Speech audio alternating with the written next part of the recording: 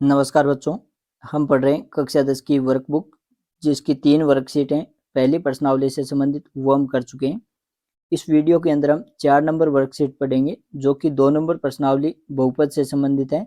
बहुपद प्रश्नावली है वो पूरी करवा रखी है वीडियो के माध्यम से, वो आप देख सकते हो। उसके अंदर हमने एक तो पढ़ा था जो हमें पहला बिंदु दे रखा है, ये चीज़ें पढ़ चुके हैं हम कि कोई भी हमें बहुपद दिया जाता है उसमें जो चर राशि दी जाती है उसकी जो उच्चतम घात होती है, उच्चतम का मतलब जो सबसे बड़ी घात होती है, उसे बहुपद की घात कहते हैं। एक हमने घात के आधार पर बहुपदों का वर्गीकरण पढ़ा था जिसमें कि अगर सबसे बड़ी घात 1 है तो उसे तो कहते हैं रेखिक बहुपद। अगर बहुपद की सबसे बड़ी घात 2 है यानी कि चर राशि की सबसे बड़ी घात अगर 2 दे रखी है तो उसे कहते हैं हम द्विघात बहुपद।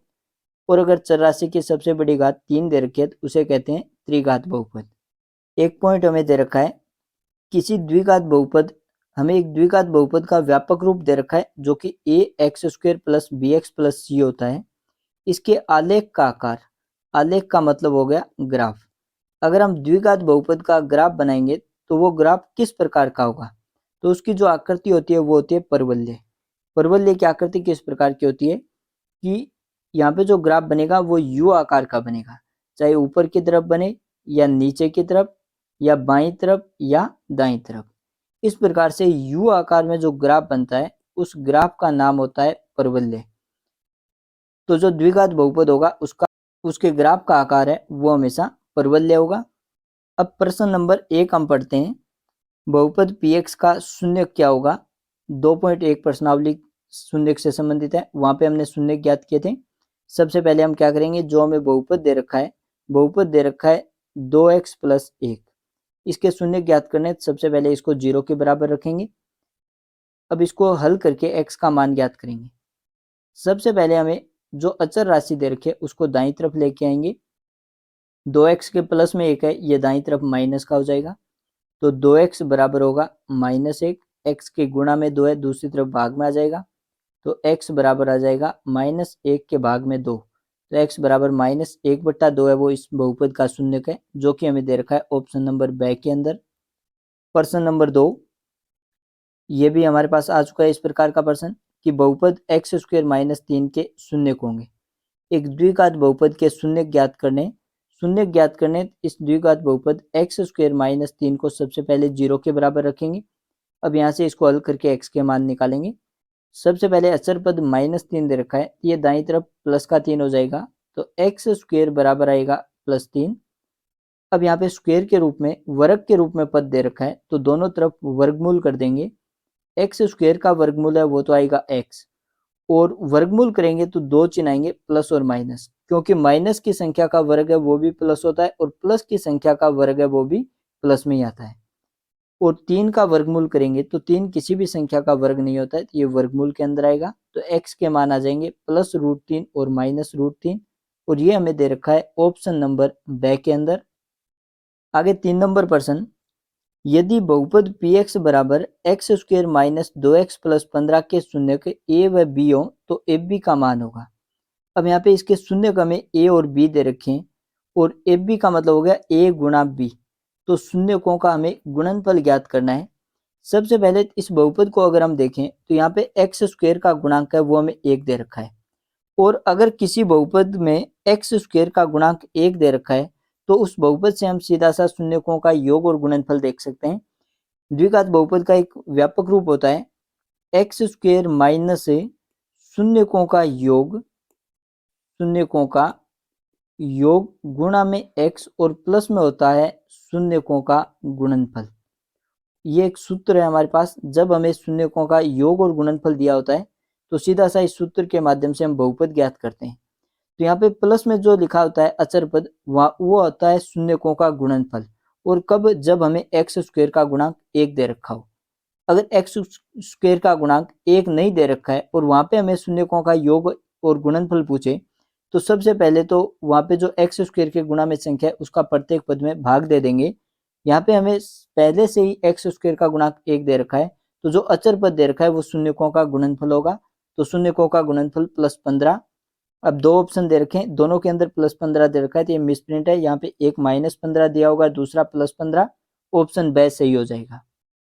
ये तो हो गया इसका पहला तरीका। दूसरा तरीका क्या है, शून्यकों के गुणनफल और योगफल का शून्यकों के गुणांकों के साथ संबंध होता है, तो उस संबंध के द्वारा भी हम यहाँ पे शून्यकों का गुणनफल ज्ञात कर सकते हैं। शून्यकों का गुणनफल होता है सी बट्टा ए। सी होता है अचर पद और ए होता है एक्स स्क्वायर के पद का गुणांक, यानी कि जो द्विघात का पद होता है उसका गुणांक है। तो अचर पद है वो तो यहाँ पे हमें दे रखा है 15 बट्टे ए, एक्स स्क्वायर का गुणांक, एक्स स्क्वायर के गुणा में हमें दे रखा है 1, तो 15 बट्टा 1, 15 में 1 का भाग देंगे, ये जाएगा 15 बार। तो ऑप्शन ब है वो सही हो जाएगा। आगे 4 नंबर प्रश्न हमें दे रखा है, यदि पी क्यूब बहुपद x square minus 2x plus 1 के शून्य को, तब 1 बट्टा पी प्लस 1 बट्टा क्यू का मान ज्ञात करना है। तो हमें पी और क्यू इसके शून्य दे रखे हैं बहुपद के, तो सबसे पहले इस बहुपद के शून्य ज्ञात करें। पहले शून्य को पी से लिख देंगे, दूसरे को क्यू से, और यहाँ पे पी और क्यू का मान रखने पर 1 बट्टा पी प्लस 1 बट्टा क्यू का मान ज्ञात हो जाएगा। पहला तरीका तो ये है। दूसरा तरीका क्या है कि 1 बट्टा पी प्लस 1 बट्टा क्यू को हम हल करें, तो भिन्नों को हल करने का एक तरीका है कि जो हमें हर दे रखे उन दोनों का हम गुणा कर दें, ये तो इनका आ जाएगा लघुत्तम। अब ये लघुत्तम आ गया तो ऊपर वाली संख्याओं को आपस में तिरछा गुणा कर देंगे, वज्र गुणा कर देंगे, तो वो हमारे पास अंश का मान प्राप्त हो जाएगा। 1 को q से गुणा करेंगे q, और 1 को p से गुणा करेंगे प्लस के p, बीच में चिन्ह प्लस है तो प्लस, माइनस है तो माइनस। अब p और q शून्य के, तो ऊपर तो p और q का योग आ गया, यानी कि शून्यकों का योग आ गया, और भाग में हमारे पास आ गया p गुणा q, यानी कि शून्यकों का गुणनफल। अब हम क्या करें कि शून्यकों का योग और गुणा शून्यकों के गुणांकों के बीच में जो संबंध होता है उस संबंध से हम ज्ञात कर लें। अब शून्यकों का जो योग होता है वो तो बराबर होता है माइनस बी बट्टा ए के, और शून्यकों का गुणा है वो बराबर होता है सी बट्टा ए के। ए बी सी हम ज्ञात करेंगे व्यापक रूप से। तो व्यापक रूप में हम देखें, एक्स स्क्वायर के गुणांक को ए से लिखा जाता है, एक्स के गुणांक को बी से और अचर पद को सी से।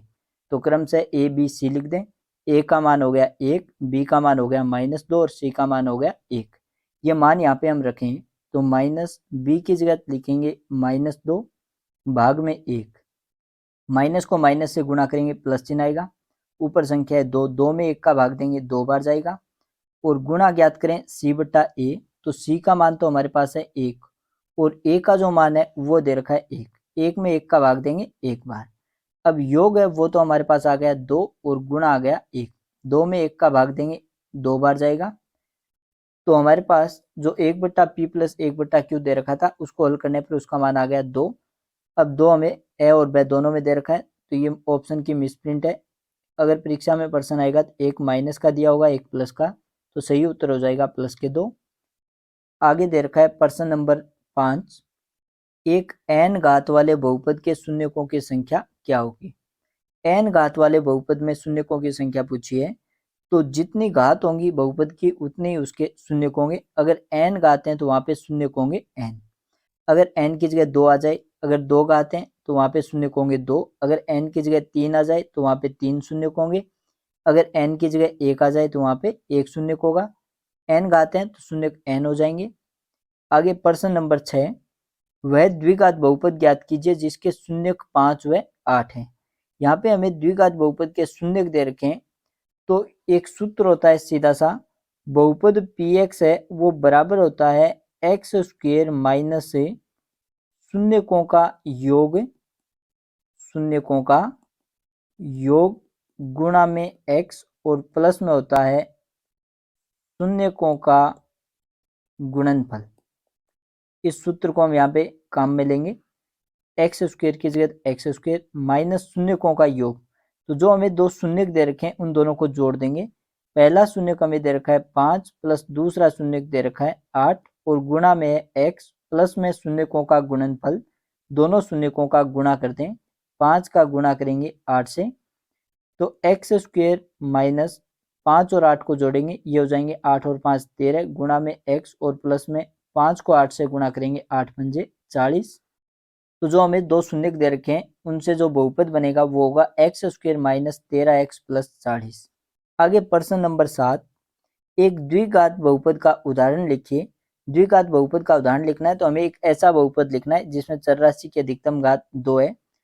तो जैसे कि हमने लिख दिया पी एक्स बराबर 3x² प्लस के 5x माइनस के 2।